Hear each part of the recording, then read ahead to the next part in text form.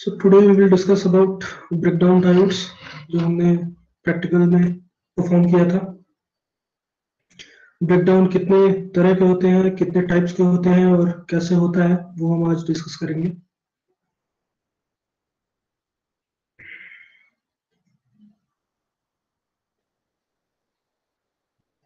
So let's start.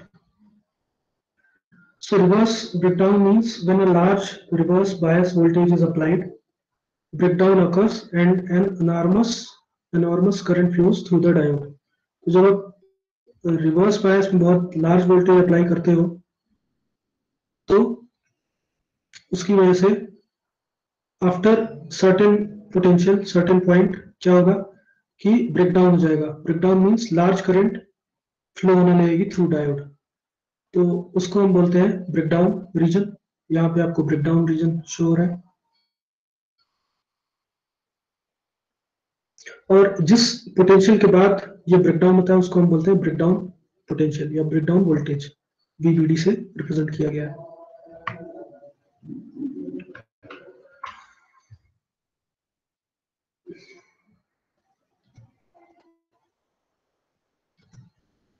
ठीक है, सो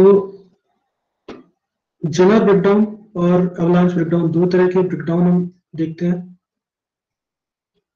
breakdown दो तरह से होता है, एक आपका जेनर ब्रेकडाउन होता है और एक आपका एवलांच ब्रेकडाउन होता है।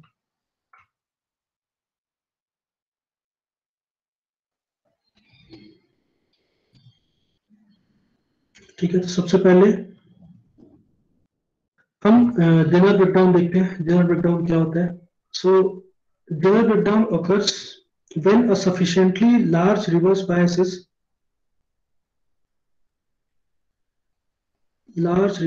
is applied across p junction. The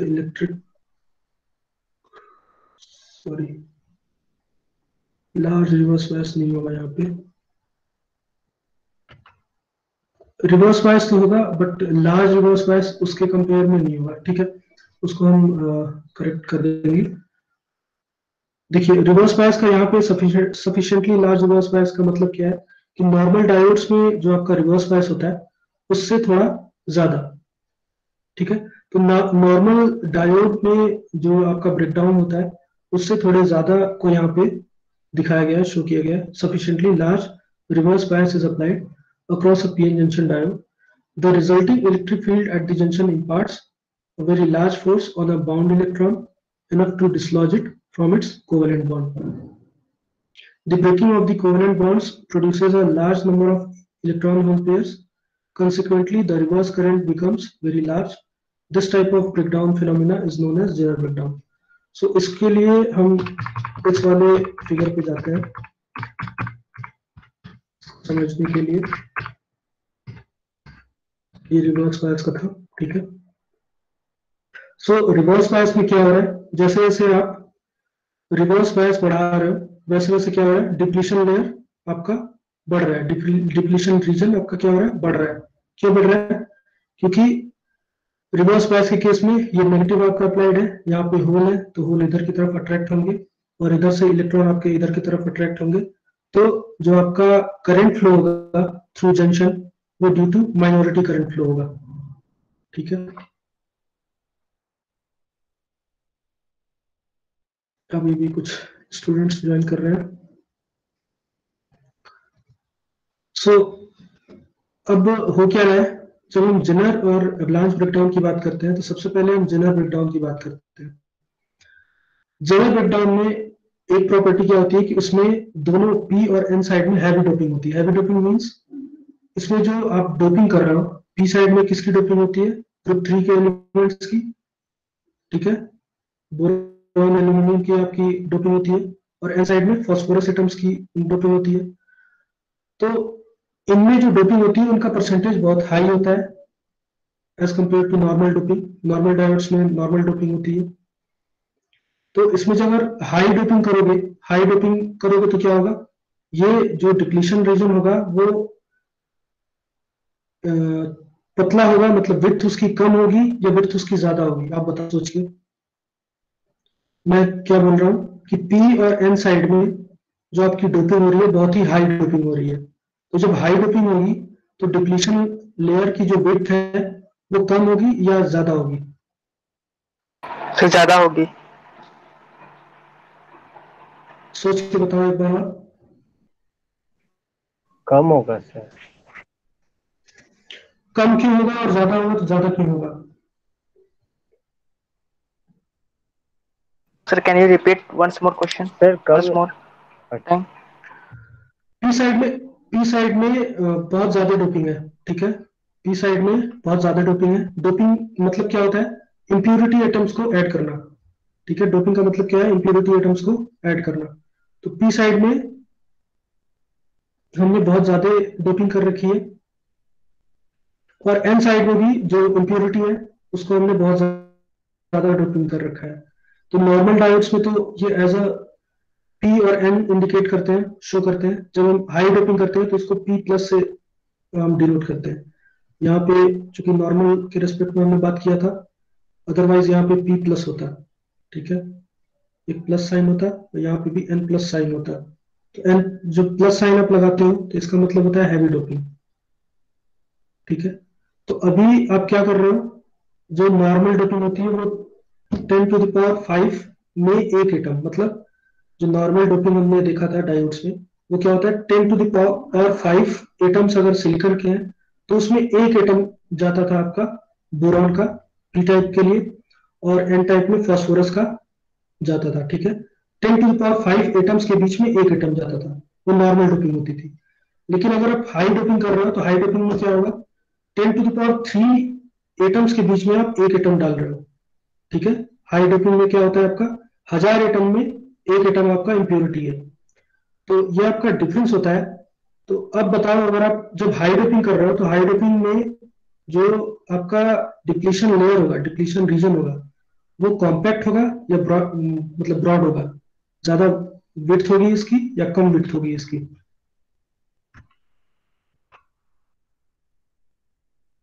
सोच के बताइए।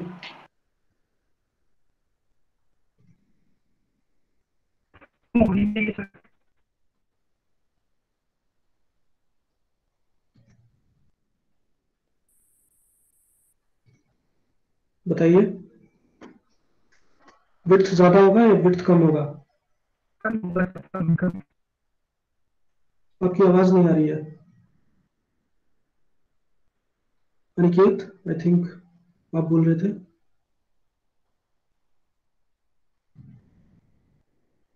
बादल, वत्सल, आदित्य, दिव्या, आशीष, ऋषभ, शुभ्रो, अभिरूप।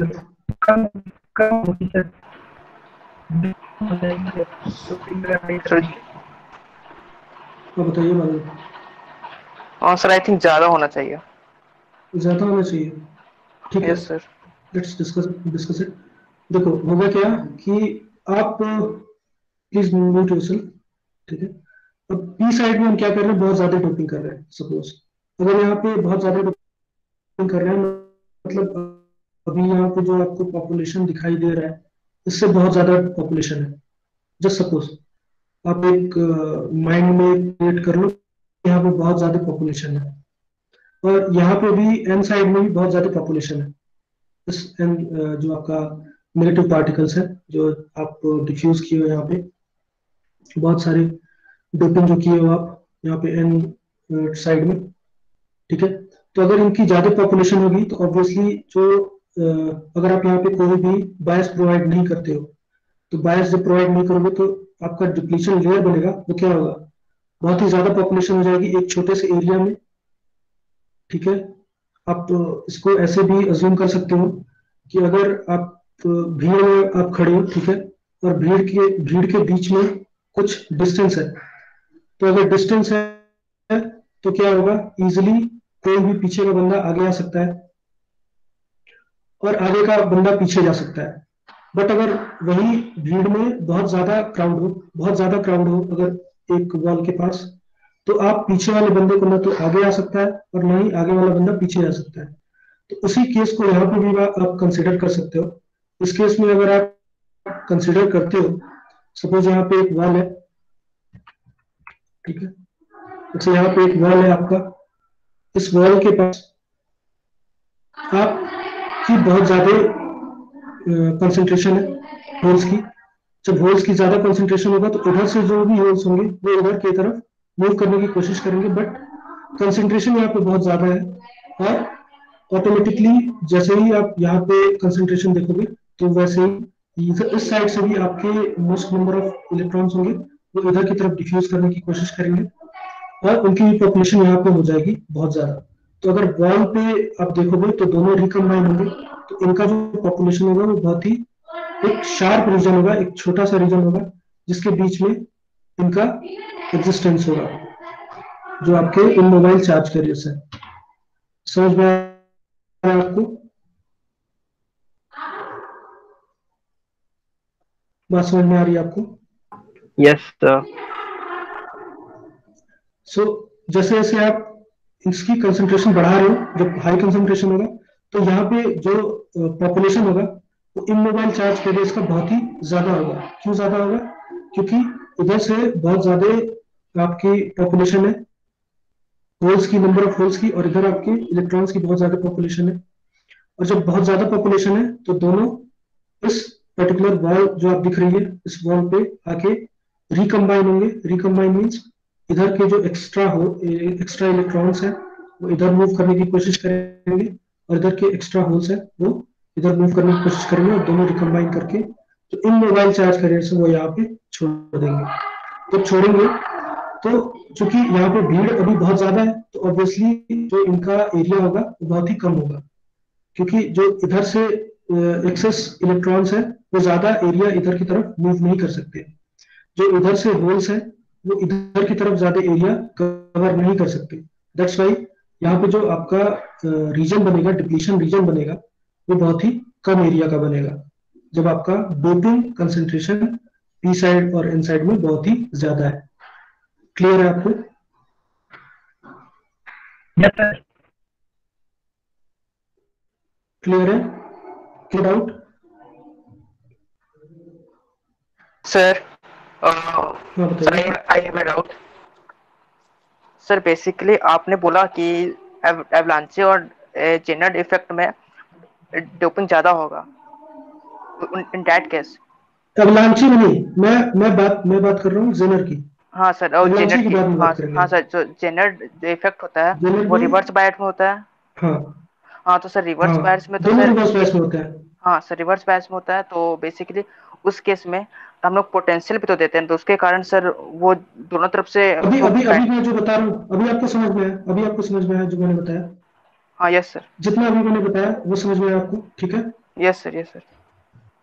ठीक है। अब उसके बाद मैं बताता हूँ कि कैसे हो रहा है। अब आप क्या कर रहे हो? रिवर्स बायस अप्लाई कर रहे हो। जब आपने रिवर्स बायस अप्लाई किया तो इस रीजन को आप बहुत ही स्मॉल रीजन मानो। जब आप रिवर्स बायस अप्लाई कर रहे हो तो उस मोमेंट पे क्या होगा?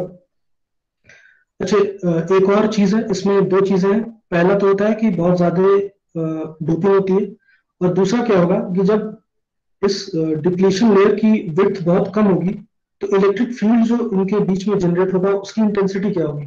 कम होगी या ज्यादा होगी? ये बताइए। इलेक्ट्रिक फील्ड से ज्यादा होगी, प्रोपोर्शनल होगी। आपकी आवाज क्लियर नहीं आ रही है। इलेक्ट्रिक फील्ड का इंटेंसिटी क्या होगा अगर इसकी विड्थ बहुत कम है? तो डिप्लीशन लेयर की विड्थ अगर बहुत ज्यादा कम है, होगी, ज्यादा ज्यादा होगी। होगी। क्यों ज्यादा होगी? इलेक्ट्रिक फील्ड की फॉर्मूला अगर आप याद करो तो E equals to minus V by D होता है, delta V by D. DV by जो डिस्टेंस होता है उसका, उसके बीच में, उसमें आप रिप्रेजेंट हाँ करते सर हैं। इलेक्ट्रिक फील्ड ज्यादा होगी क्योंकि सर उसका इनवर्सली प्रोपोर्शनल होता है इसका इनवर्सली डीआई का। प्रोपोर्शनल टू डिस्टेंस होता है, ठीक है। जो यस आपका सर। डिप्लीशन विड्थ है उसके इनवर्सली प्रोपोर्शनल होता है। तो इस केस में जो इलेक्ट्रिक फील्ड होगा वो बहुत ही हाई इंटेंसिटी का होगा। हाई इंटेंसिटी का होने की वजह से क्या होगा? अब आप हाई इंटेंसिटी का कर रहे हो और आपका जो डायरेक्शन होगा वो किस डायरेक्शन में होगा ये बताओ आप। डायरेक्शन किस साइड होगा? लेफ्ट टू राइट होगा या राइट टू लेफ्ट होगा?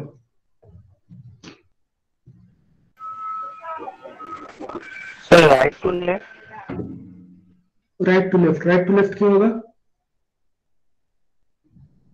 क्योंकि positive charge to negative negative charge current के अपोजिट आपकी डायरेक्शन होती है, ठीक है। Yes sir. ठीक है, करंट के अपोजिट से मतलब नहीं होता इलेक्ट्रिक फील्ड का। इलेक्ट्रिक फील्ड की जो डायरेक्शन होती है that depends on the charge polarity. Charge polarity क्या है, तो पॉजिटिव से बाहर की तरफ होता है और नेगेटिव के टुवर्ड्स होता है, ठीक है। तो पॉजिटिव से नेगेटिव की तरफ जाएगा, right to left. So right to left इसकी डायरेक्शन है। अब जो आप ये पोटेंशियल रिवर्स बायस अप्लाई कर रहे हो, रिवर्स बायस पोटेंशियल अप्लाई कर रहे हो, तो इसकी डायरेक्शन क्या होगी, इसकी वजह से जो इलेक्ट्रिक फील्ड होगा उसकी डायरेक्शन क्या होगी, लेफ्ट टू राइट और राइट टू लेफ्ट?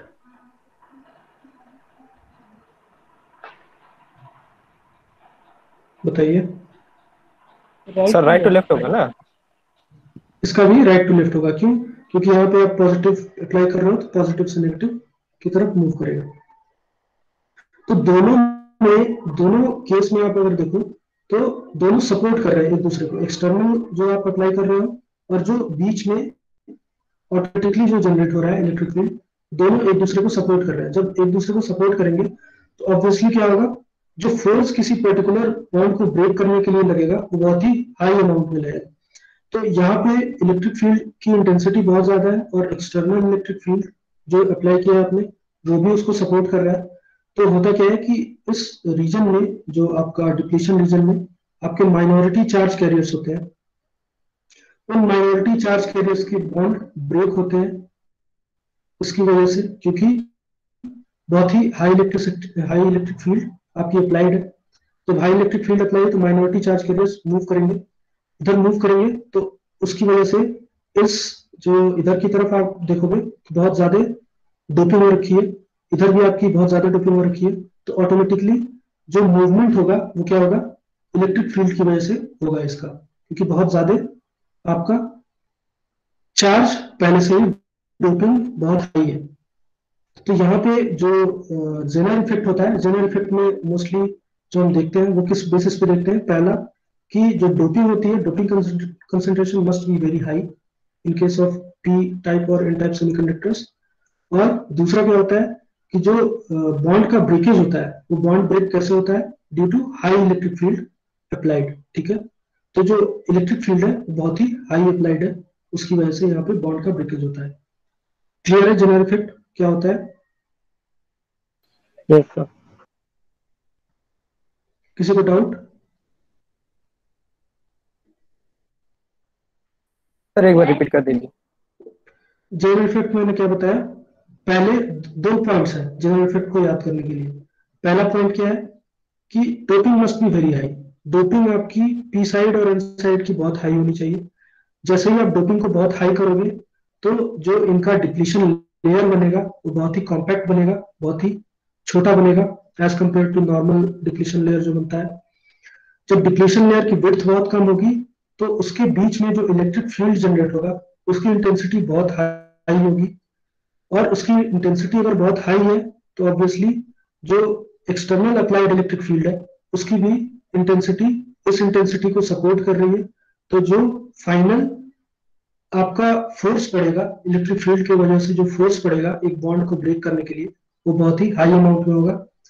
उसके हाई अमाउंट की वजह से जितने भी बॉन्ड होंगे वो सारे ब्रेक होंगे और ब्रेक होके आपका मूवमेंट होने लगेगा, तो उसकी वजह से आपका ब्रेक डाउन होता है। तो ये फिनोमेना आपका होता है जेनर इफेक्ट। जेनर इफेक्ट में क्या क्या चीजें हैं? First, doping concentration must be very high. Second, जो इलेक्ट्रिक फील्ड है that must B of high intensity. जो इलेक्ट्रिक फील्ड की इंटेंसिटी होती है वो बहुत हाई होती है, और इलेक्ट्रिक फील्ड की इंटेंसिटी हाई होने की वजह से आपका बॉन्ड ब्रेक होता है, और बॉन्ड ब्रेक होने के बाद उसमें करंट सप्लाई होने लगता है।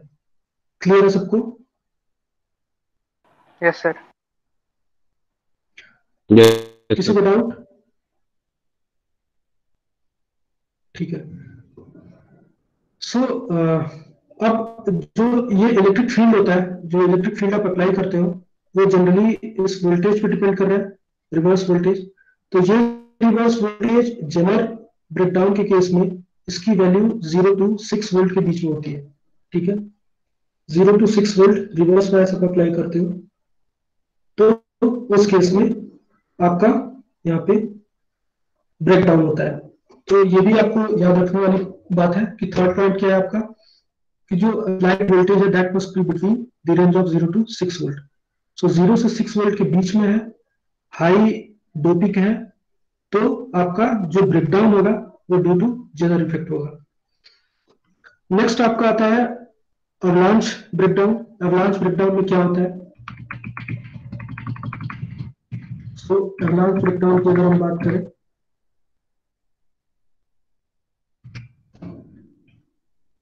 so in a reverse bias junction, the minority carriers drift across the depletion region.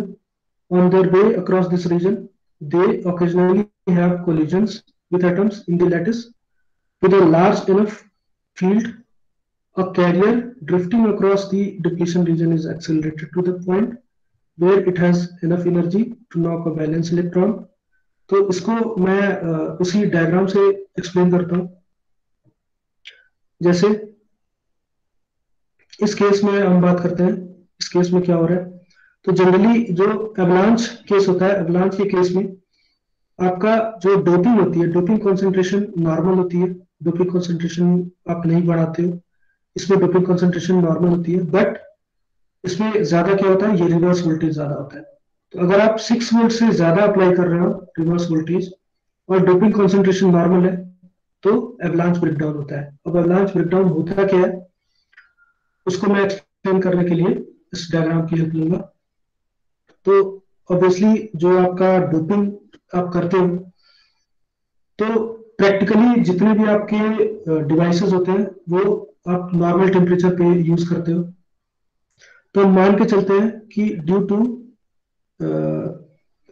Temperature, particular temperature, एक आपका कोई माइनॉरिटी चार्ज कैरियर यहाँ पे अवेलेबल है, ठीक है। माइनॉरिटी चार्ज कैरियर क्यों अवेलेबल है, मेजॉरिटी की बात क्यों नहीं कर रहे हैं, क्योंकि ये टेम्परेचर के थ्रू बॉन्ड ब्रेक किया है। जब टेम्परेचर के थ्रू बॉन्ड ब्रेक करता है तो उसकी वजह से जो कैरियर जनरेट होता है उसको हम बोलते हैं माइनॉरिटी चार्ज कैरियर। ये हमने पहले क्लासेस में डिस्कस किया है। तो माइनॉरिटी चार्ज कैरियर मैंने पहले से मान लिया है कि माइनॉरिटी चार्ज कैरियर आपका अवेलेबल है इन द सिस्टम। यहाँ पे एक माइनॉरिटी चार्ज कैरियर अवेलेबल है। अब ये क्या करेगा, माइनॉरिटी चार्ज कैरियर आपका यहाँ पे वोल्टेज आपने 6 वोल्ट से ऊपर अप्लाई किया हुआ है, तो जब 6 वोल्ट से ऊपर अप्लाई किया है तो इसकी वजह से क्या होगा, इस पर्टिकुलर माइनॉरिटी चार्ज कैरियर पे एक इलेक्ट्रिक फोर्स अप्लाई होगा ड्यू टू एक्सटर्नल फील्ड। इस एक्सटर्नल फील्ड की वजह से, और उसका इंटेंसिटी बहुत हाई होगा।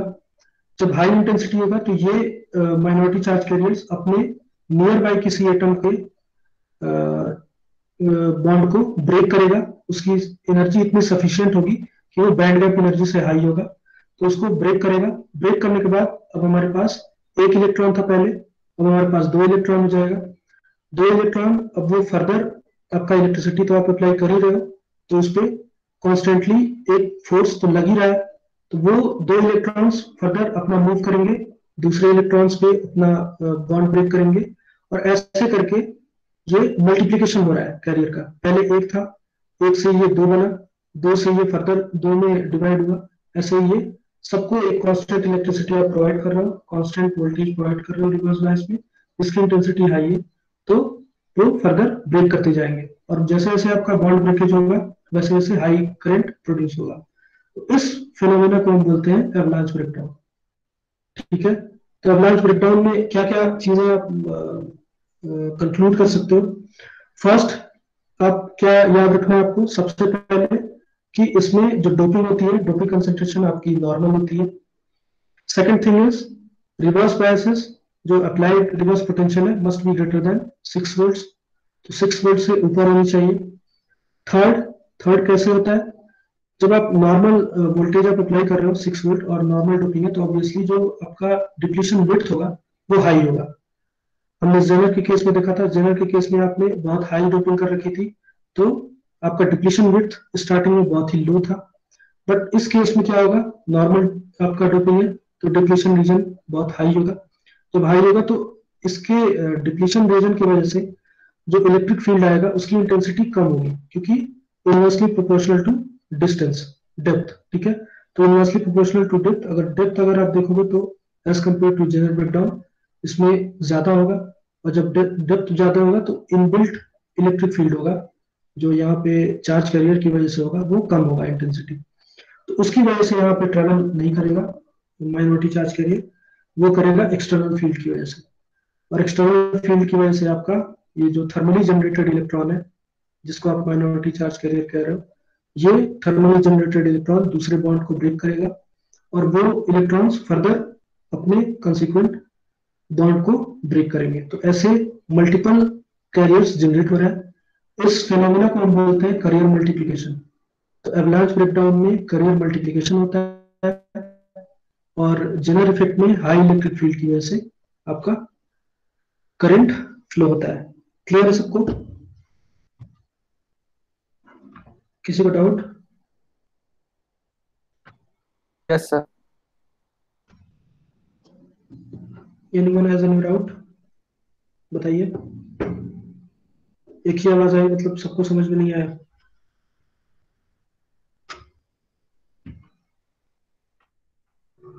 हाँ सर, थोड़ा कंफ्यूजन हो रहा है सर। कहाँ पे कंफ्यूजन है, अवलांच में या जेनर में? सर एवलांच में। ठीक है। सो एवलांच में दो तीन चीजें मैंने बताया। फर्स्ट क्या बताया? फर्स्ट, जो डोपिंग कंसंट्रेशन है मस्ट बी नॉर्मल। एक तो डोपिंग कंसंट्रेशन आपको नॉर्मल रखना है। जब आप नॉर्मल डोपिंग कंसंट्रेशन रखोगे तो उसकी वजह से डिप्लीशन विड्थ आपकी नॉर्मली, जैसे आप हाई विड्थ होती है वैसे ही हाई विड्थ होगी। जब डिप्लीशन रीजन की विड्थ हाई होगी, सर आपका प्रेजेंटेशन बंद हो गया। ओके,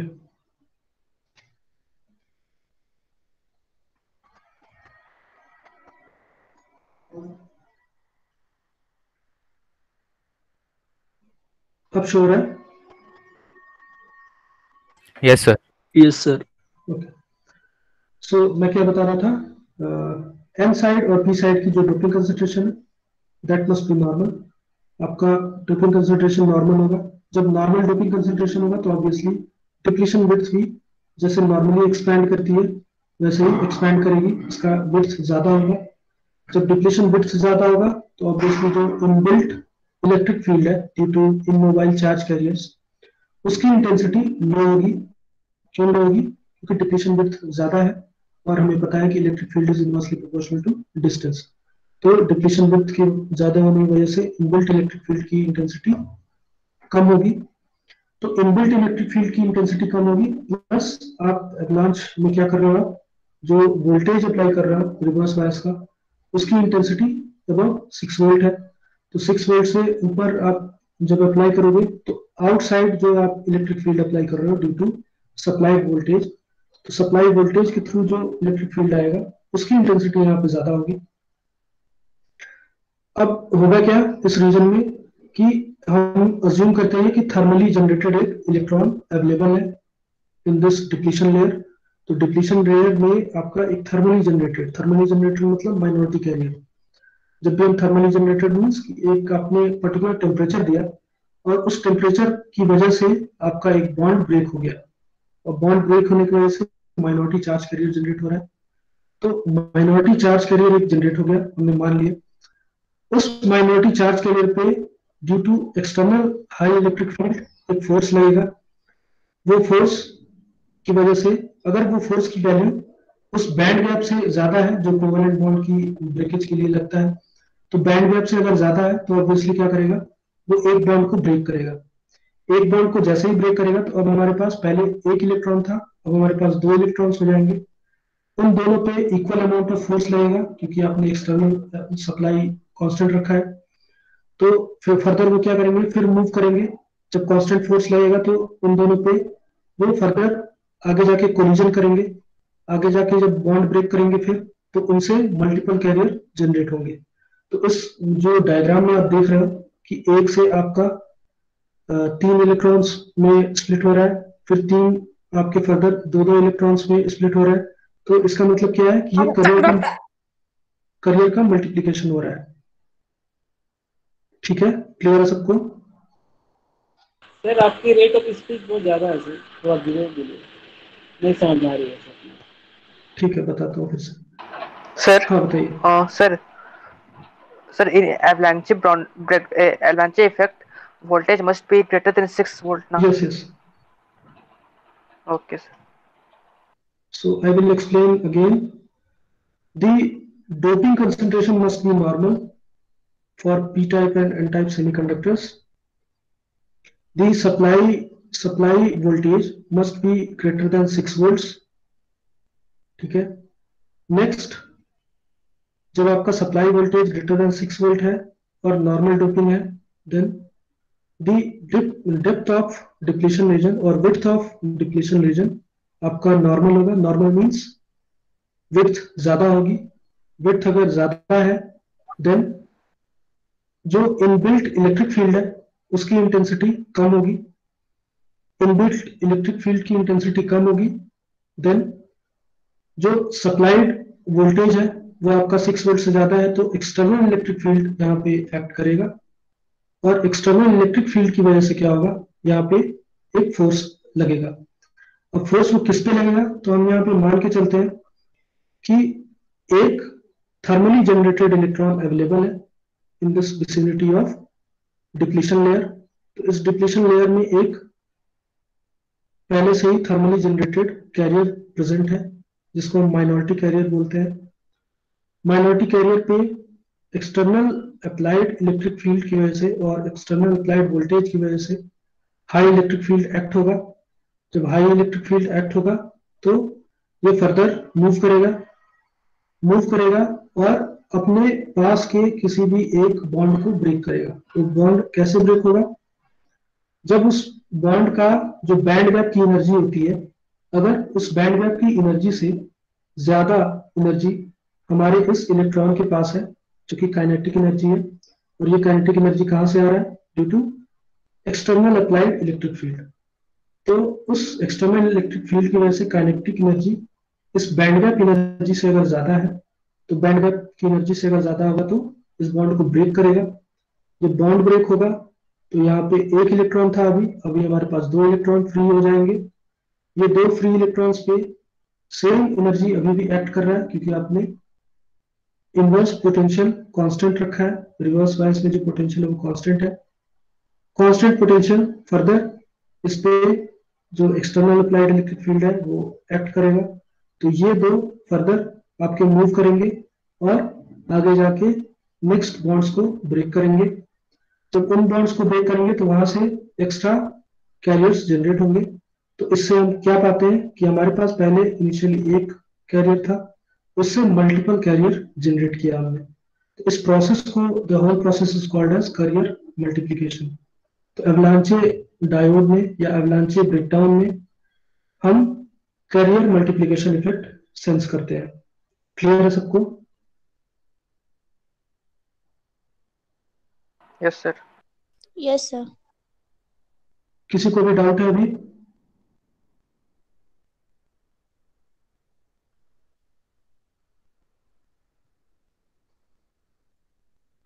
कहीं पे भी किसी को डाउट?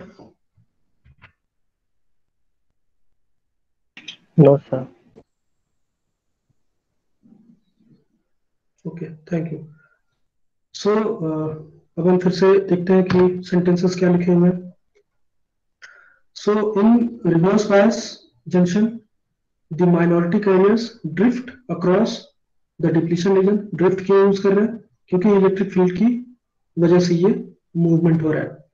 तो जब इलेक्ट्रिक फील्ड की मूवमेंट की वजह से मूवमेंट होता है तो हम उसको ड्रिफ्ट से डिनोट करते हैं. ड्रिफ्ट हम बोलते हैं उसको. So the minority carriers drift across the depletion region. On their way across this region, they occasionally have collisions with atoms in the lattice. तो वही आपका जैसे ही मूवमेंट होगा तो कोलिजन होगा एटम्स के साथ. जैसे कोलिजन होगा तो कोलिजन से डिफरेंट इलेक्ट्रॉन्स आपके फ्री हो जाएंगे. With a large enough field, a carrier drifting across the depletion region is accelerated to the point where it has enough energy to knock a valence electron free from its host atom during a collision. The field then separates the electron and hole of this newly created electron hole pair, and we now have 3 mobile carriers instead of 1. This process is called avalanche multiplication या carrier multiplication. तो carrier multiplication generally हम term use करते हैं in avalanche breakdown. The multiplication can become quite large if the carriers generated by this collision also acquire to create more carriers, thereby initiating a chain reaction। तो इसको आप देख सकते हो, इसको हम चेन रिएक्शन भी कहते हैं। चेन रिएक्शन मतलब कि सेम इवेंट को आप बार बार दोहरा रहे हो, तो चेन रिएक्शन हो रहा है। Once the process starts, the number of multiplication that can occur from a single collision increases rapidly with further increase in the reverse bias. So the terminal current grows rapidly and we say that the junction breaks down. This is called avalanche breakdown. तो इस पूरे process को हम बोलते हैं avalanche breakdown। Clear है सबको? Yes, sir. Now sir एक बार लास्ट पॉइंट समझा दीजिए। लास्ट पॉइंट क्या था? लास्ट पॉइंट तो सेम जो बताया अभी। Once the process, एक बार जब प्रोसेस स्टार्ट हो जाएगा तो क्या होगा? The number of multiplications that can occur from a single collision increases rapidly। तो वही तो मैंने यहाँ बताया, आपके पास एक इलेक्ट्रॉन था, एक इलेक्ट्रॉन से हमारा 3 इलेक्ट्रॉन क्रिएट हो रहा है, बॉन्ड ब्रेक हो रहा है। जैसे ही बॉन्ड ब्रेक हो रहा है तो अब हमारे पास यहाँ पे हमारा इस इंस्टेंट पे देखोगे तो यहाँ पे आपके 4 इलेक्ट्रॉन्स अवेलेबल है एज पर फिगर। तो ये 4 इलेक्ट्रॉन पे जो फोर्स है वो सेम एक्ट कर रहा है, अभी फोर्स कम नहीं हुआ है। तो जब आपका फोर्स सेम एक्ट कर रहा है तो सेम फोर्स की वजह से ये चारों इलेक्ट्रॉन फिर से मूव करेंगे आगे, और आगे जाके फर्दर डिफरेंट डिफरेंट जो भी बॉन्ड्स इनके सामने आएंगे, इसके पाथ में आएंगे, उसको ब्रेक करेंगे। तो जैसे ही ब्रेक करेंगे तो फिर से वहां से मल्टीपल और कैरियर जनरेट हो जाएंगे। तो ऐसे जनरेट होते होते आपका क्या होगा कि एक बहुत ज्यादा कैरियर जनरेट हो रहा है, और इसी को हम बोल रहे हैं कैरियर मल्टीप्लिकेशन। वही यहाँ पे एक्सप्लेन किया है। Once the process starts, the number of multiplication that can occur from a single collision increases rapidly with further increase in the reverse bias। तो अगर आप रिवर्स बायस और इंक्रीज करते हो तो और कोलिजन आपका इंक्रीज होगा और करंट जनरेट होगा। So the terminal current grows rapidly and we say that the junction breaks down। Clear है?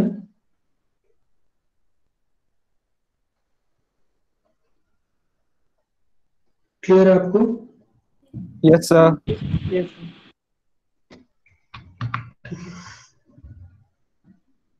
Now general breakdown और avalanche breakdown में difference क्या है? So general breakdown is a result of large electric field inside the depletion region that breaks electrons or holes of their covalent bonds।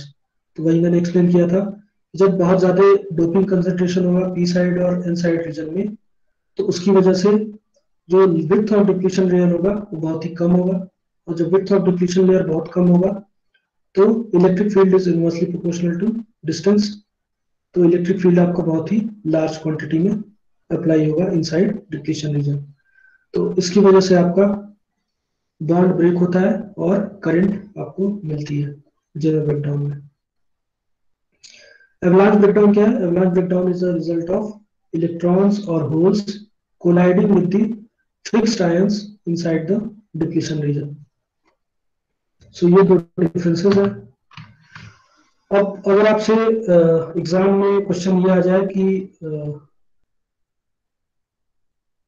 Differentiate between Zener breakdown and avalanche breakdown, तो आपको ये table याद रखना होगा। इस table के according आप query को आंसर कर सकते हो। तो जो भी डिफरेंट पॉइंट्स हमने डिस्कस किए वो सारे इस पर्टिकुलर टेबल में लिस्टेड है। So first point is the process in which electrons moves across the barrier from the valence band of p-type material to the conduction band of the n-type material is known as Zener breakdown। तो इस process को जिस process से valence band के electron आपके conduction band में move करते हैं उसको हम बोलते हैं Zener breakdown. The process of applying high voltage and increasing the free electrons or electric current in semiconductors and insulating materials is called as avalanche breakdown। This is observed in Zener diodes having a general breakdown voltage VZ of 5 to 8 volts, ठीक है, और this is observed in general diode having a general breakdown voltage greater than 8 volts. यहाँ पे 8 volts दिया हुआ है, but generally हम 6 volts लेते हैं. अगर आप स्टैंडर्ड बुक में देखोगे तो वहाँ पे भी 6 volts होता है. तो कुछ डिवाइसेस एज पर डोपिंग आपका ये भी इंडिकेट करता है 8 volts तक भी जाता है. तो आप 6 volts भी ले सकते हो और 8 volts भी ले सकते हो as per your necessity. But main thing is कि जो भी आपका जनरल ब्रेकडाउन होता है वो बिटवीन 0 से 6 और 8 volts होता है, और एवलांच ब्रेकडाउन होता है वो ग्रेटर देन 6 और 8 volts होता है. So the valence electrons are pulled into conduction due to high electric field in the narrow depletion region. और इस वाले रीजन में क्या होता है? The valence electrons are pushed to conduction due to energy imparted by accelerated electrons which gain their velocity due to collision with other atoms. तो इसमें आपका जो डिप्लीशन रीजन में हाई इलेक्ट्रिक फील्ड है उसकी वजह से जो कंडक्शन हो रहा है उसको हम बोल रहे हैं, और यहाँ पे जो कंडक्शन होता है वो करियर मल्टीप्लिकेशन की वजह से होता है, एक्सेलरेटेड इलेक्ट्रॉन्स की वजह से होता है. ठीक है, तो ये तीसरा डिफरेंस है. Now fourth difference is the increase in temperature decreases the breakdown voltage. तो इस वाले पॉइंट को आप याद करो, मैंने पहले भी डिस्कस किया है कि कैसे जब आप टेम्परेचर को इंक्रीज करते हो तो उसके बैंड गैप में डिफरेंस आता है. ठीक है, बैंड गैप उनका कम होता जाता है. तो उस वाले रीजन से आप इस पर्टिकुलर पॉइंट को जस्टिफाई कर सकते हो कि the increase in temperature decreases the breakdown voltage. तो ब्रेकडाउन वोल्टेज मतलब वोल्टेज कम हो रहा है, दैट मीन्स कि आपका जो बैंड गैप की वैल्यू है वो भी कम हो रही है, या फॉरवर्डेड एनर्जी गैप है वो भी कम हो रही है, क्योंकि energy is directly proportional to voltage. तो अगर वोल्टेज कम हो रहा है तो ऑब्वियसली एनर्जी गैप भी कम होगा. जैसे आप एग्जांपल में ले लो, कट ऑफ वोल्टेज की अगर हम बात करते हैं in case of silicon and germanium, तो जर्मेनियम का जो बैंड गैप होगा वो कम होगा एज कंपेयर टू सिलिकॉन, क्योंकि सिलिकॉन का जो कट ऑफ वोल्टेज होता है वो 0.7 होता है एंड जर्मेनियम का 0.3 वोल्ट होता है. Now, in case of avalanche breakdown, the increase in temperature increases the breakdown voltage. तो avalanche के केस में जो टेम्परेचर होता है वो बढ़ाने पे ब्रेकडाउन वोल्टेज इंक्रीज होता है. The VI characteristics of a general breakdown has a sharp curve. The VI characteristic curve of the avalanche breakdown is not as sharp as general breakdown. It occurs in diodes that are highly doped. It occurs in diodes that are lightly doped. So ये आपके कुछ differences हैं between general and avalanche breakdown. तो ये हमने यहाँ पे discuss किया है. यहाँ तक किसी को भी कोई डाउट है?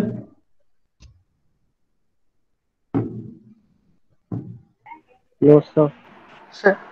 सर वो फिफ्थ पॉइंट है ग्राफ वाला. Sir can you make it graph sir? I can't understand. इसका ग्राफ इसके लिए मैं एक वीडियो शेयर कर रहा हूँ, वहां से आप अंडरस्टैंड कर लेना. ठीक है, ओके.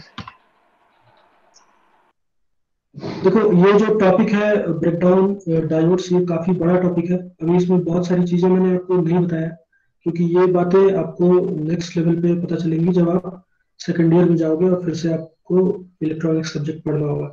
तो वहां पे जो बेसिक इसका प्रोसेस होता है जनरल और एवलांच का, वो टनलिंग इफेक्ट होता है. जनरल ब्रेकडाउन में टनलिंग इफेक्ट होता है. टनलिंग इफेक्ट मींस जो यहाँ पे हमने लिखा है कि पी टाइप मटेरियल के बैलेंस बैंड से एन टाइप के कंडक्शन बैंड में मूव करता है.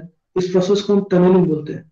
तो वो सारे टर्म्स यहाँ पे अगर हम यूज करेंगे तो काफी कॉम्प्लिकेटेड हो जाएगा अपना ये टॉपिक, तो उसको हमने यहाँ पे यूज नहीं किया है. बट आप इतना बस ऊपर जानो कि दोनों इफेक्ट में डिफरेंस क्या है. ठीक है, तो मैंने डिटेल में नहीं बताया इसको, जितना आपको रिक्वायर्ड था उतना ही बताया. ये सारी चीजें वीआई कैरेक्टरिस्टिक वाला और जो टेम्परेचर वाला है वो मैं आपको वीडियो शेयर कर रहा हूँ, वीडियो का लिंक, उससे आपको ज्यादा क्लियर हो जाएगा I think.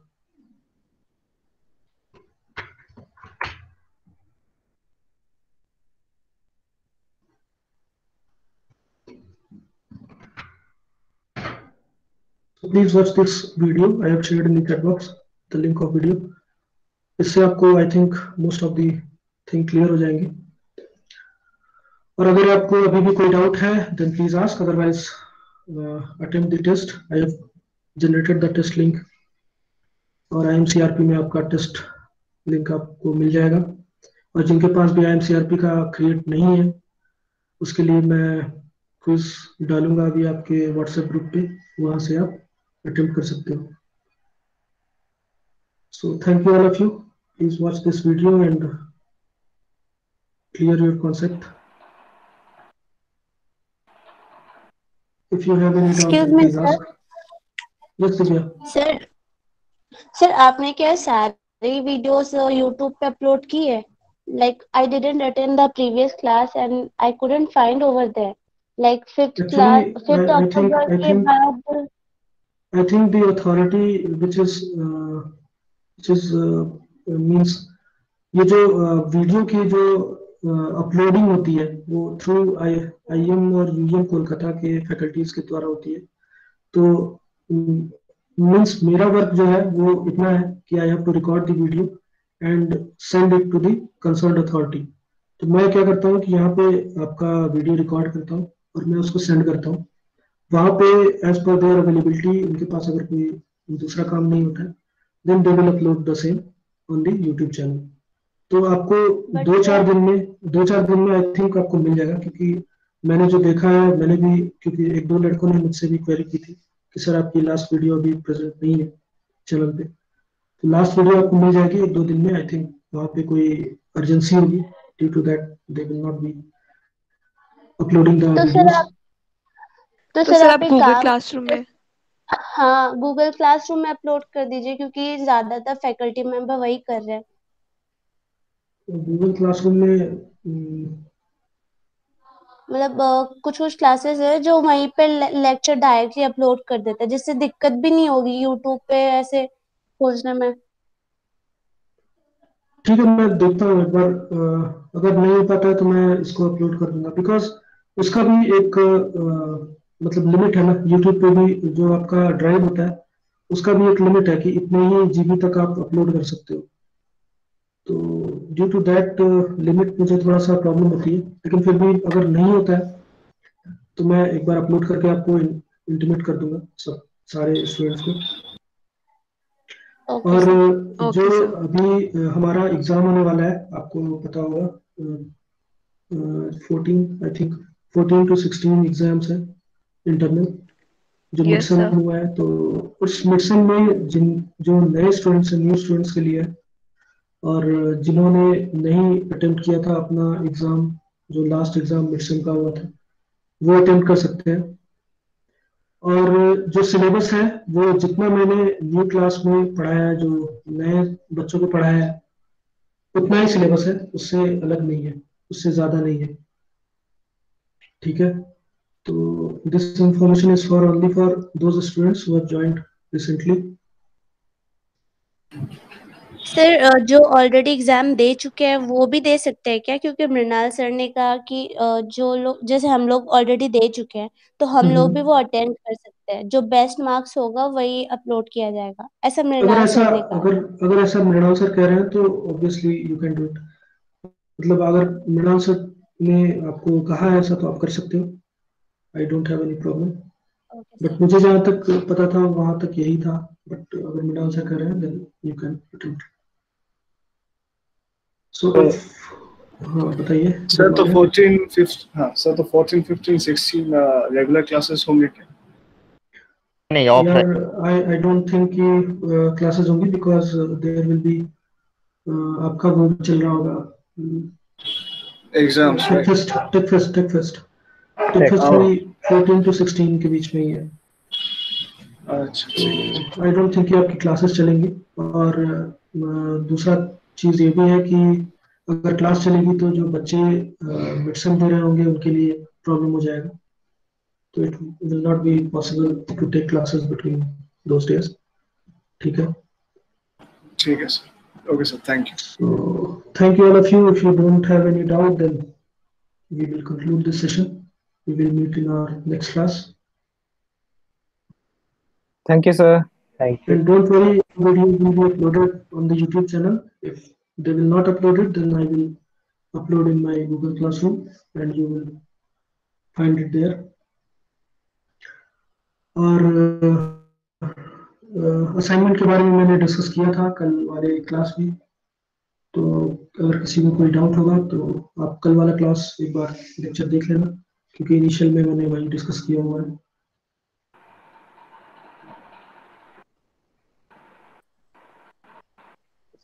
Sir Google classroom के लिंक शेयर करिए।